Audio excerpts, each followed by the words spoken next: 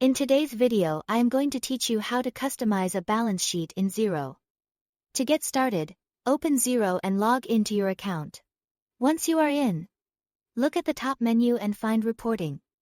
Click on that, then choose All Reports from the drop-down menu. From there, open the balance sheet report.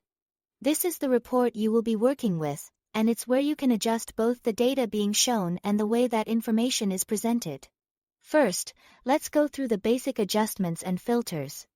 One of the most important settings is the date. You can choose a specific end date if you want to see your balance sheet at a particular point in time. Or you can use one of the preset options, such as the end of last month or the end of the quarter. This is useful when you want to review financial position for a standard reporting period without entering dates manually. Next, you can add comparisons. This allows you to display multiple months or yearly figures side by side, making it much easier to spot trends and changes over time. If you are comparing periods, make sure the view matches the kind of analysis you want to do, whether that's monthly movement or year-over-year performance. You can also apply filters to narrow down what appears in the report. For example, you may want to focus on certain accounts only, or add tracking categories if you use departmental or category tracking in Xero.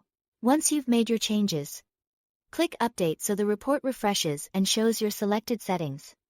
Now let's move into the advanced layout customization. In the bottom left corner of the report, click Edit Layout. This is where you can adjust how the report is structured.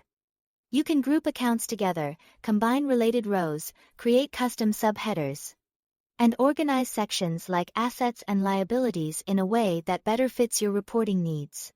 You can also add formulas and columns. This is helpful if you want to include custom calculation rows, variance columns, or even descriptive text blocks and notes to make the report easier to interpret. Before applying any changes, use the Preview tab to check the layout. This gives you a chance to review everything and make sure it looks right before it goes live on the report. When you are happy with the result, click Save as in the bottom right corner and choose Custom.